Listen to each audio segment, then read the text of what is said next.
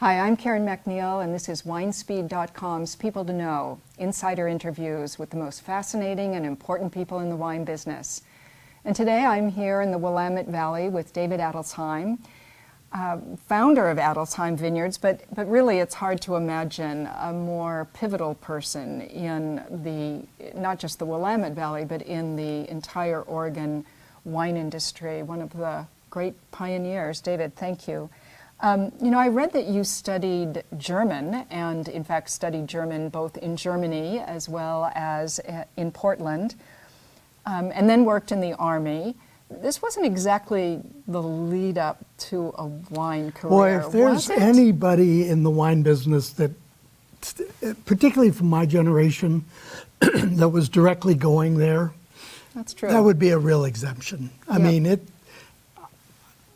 because our generation rebuilt the American wine business. Our generation really, it barely existed before the baby boomers got a hold of it.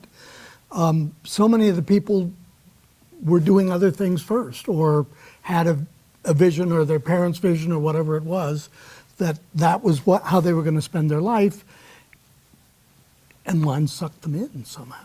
Yes. And so what was it about wine that drew you in? I think I was attracted to wine because I always liked food. I always liked the idea of even cooking food. And when I learned that with a summer in Europe, that food and wine were kind of the same thing, I came back to the States, did a ton of reading about wine, but more from the consumer side of it. We wanted to move to the country outside of Portland, and when we started looking around, we heard of people that had planted grapes.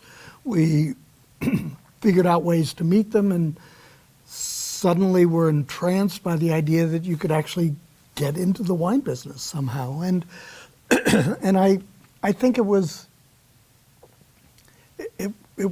a planned direction. It was possible.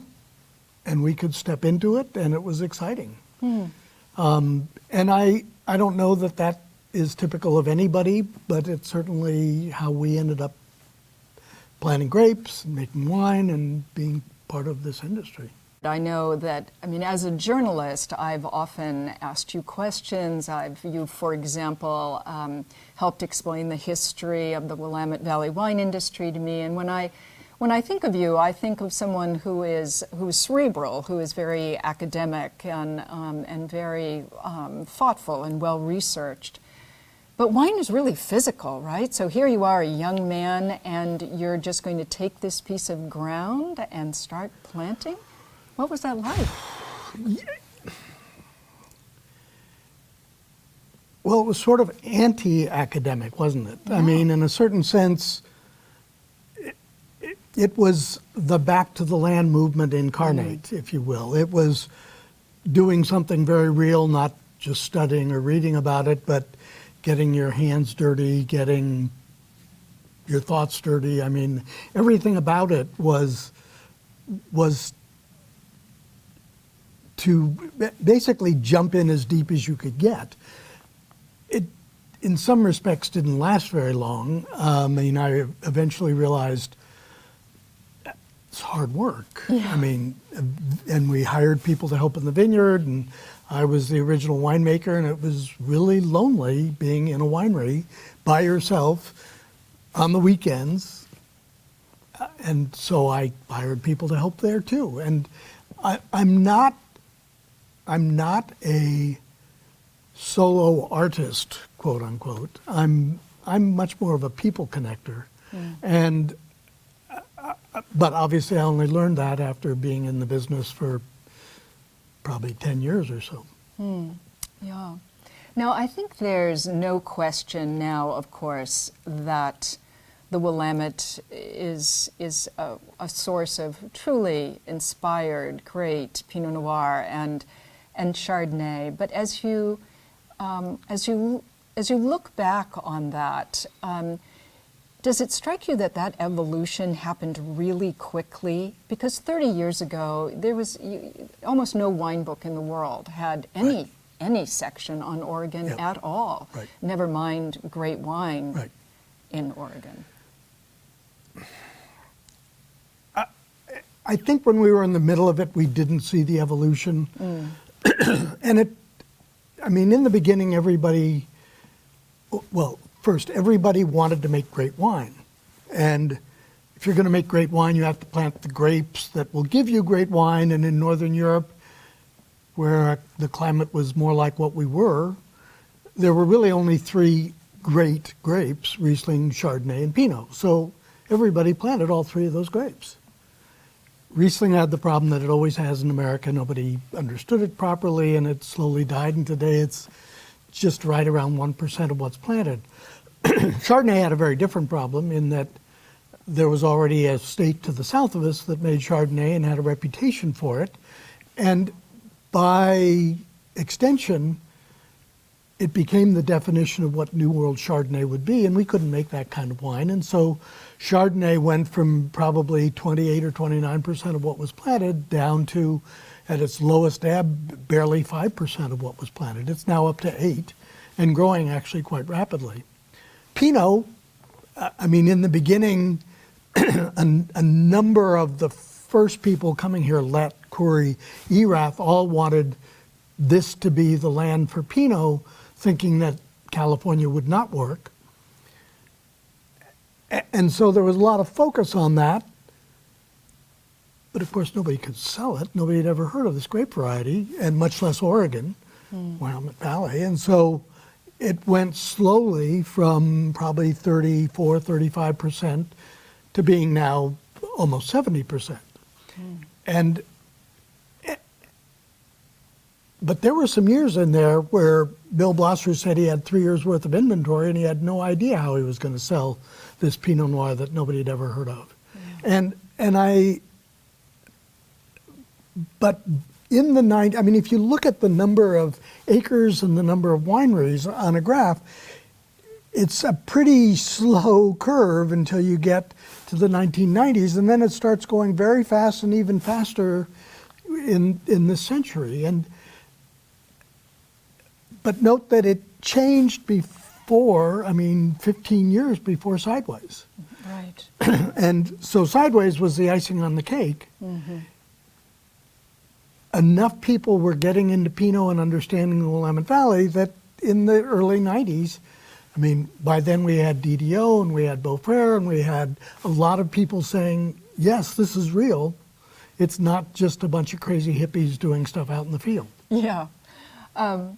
When I think in the early days, often a line that people would say is, yeah, it's all right, but it's not Burgundy, right? It's not Burgundy.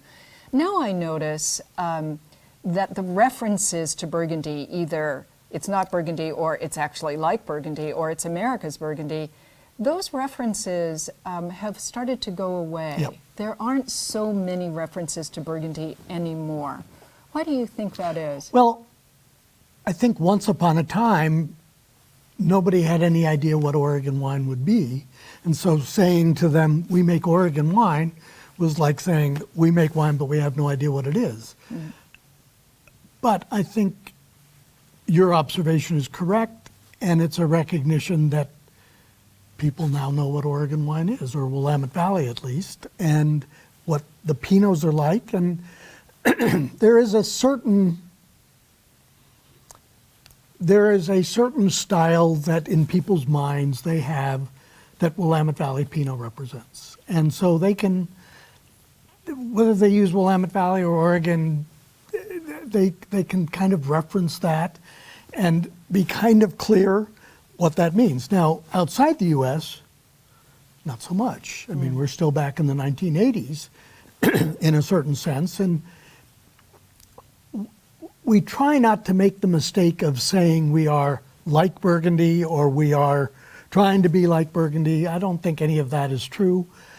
We are trying to find our own way, which we believe is different than Burgundy and different than Germany and different than the various parts of California.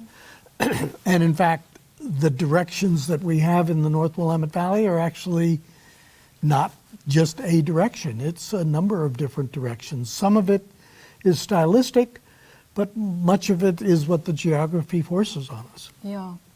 Although, you know, I notice in my own experience of the wines here in the Willamette recently that one is tempted to write down, as I'm, you know, always taking notes, write down flavors, but it's really a textural wine. I always think, I've started anyway, to always think texture first. And whether it's cherries or raspberries, or it doesn't matter. And that's way second. Yep. Are you? No, absolutely. It's what's going on in your mouth that makes you love wine or hate wine. Right. And I mean, I'm sure that a wine could be so bad in the nose that you would hate it, but most of the discussion of red fruit and black fruit and what kind of red fruit and et cetera is kind of what everybody thinks wine tasting is supposed to be, and so they do it.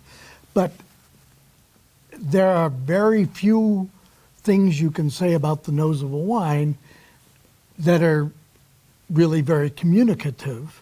I mean, if I say this wine tastes like wild cherries to somebody else, they'll have their own idea what that means, but it may or may not have anything to do with what I do.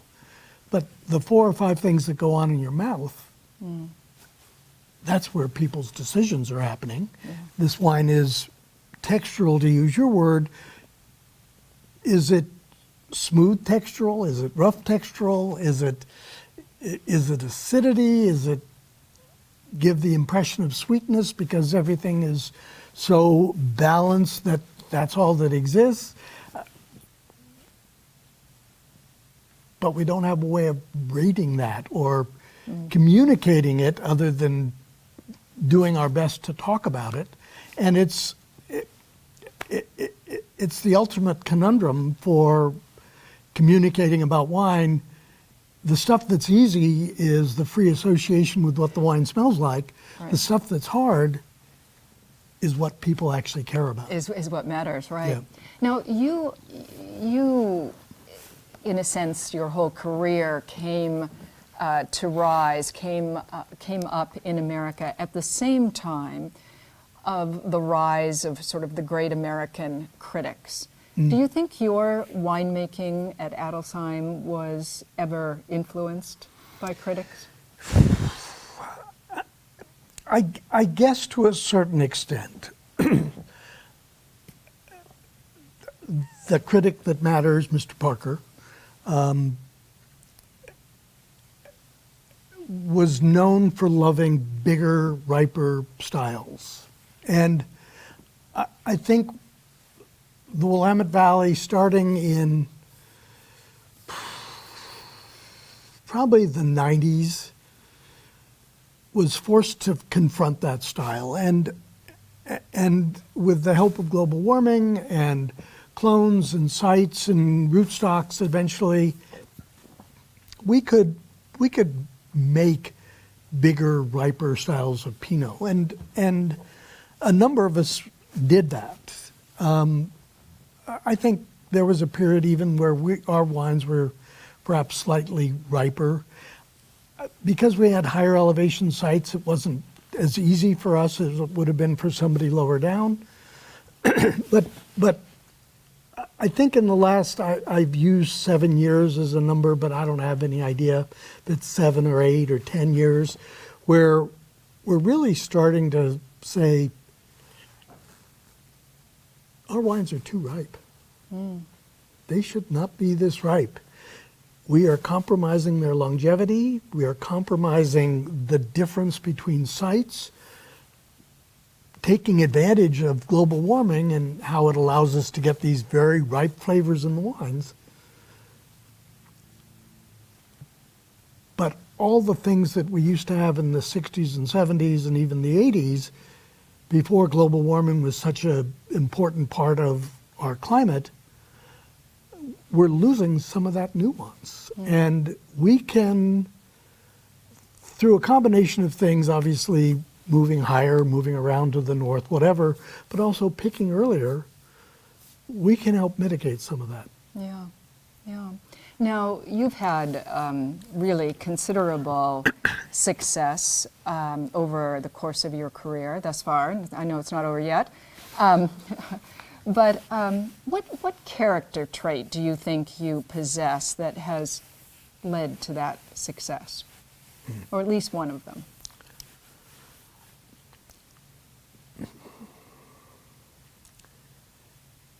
There are times when I am willing to put a ton of time into working on a project that may or may not have any value, but will take a ton of time. And a few times it's actually been something that mattered. And working 4 years on the original OLCC wine labeling regulations was something that nobody else either had the time for or the willingness to do, and eventually it resulted in this amazing step forward for Oregon. And there are a range of those kinds of projects that I've taken on, often without realizing that they were going to take so long or be so intricate or take so much of my time. But I don't know if that's persistence or just long-term stupidity, but it's somewhere in between that. I think it's persistence. Our complete and full interview with David Adelsheim is on winespeed.com's People to Know page. You'll really enjoy it.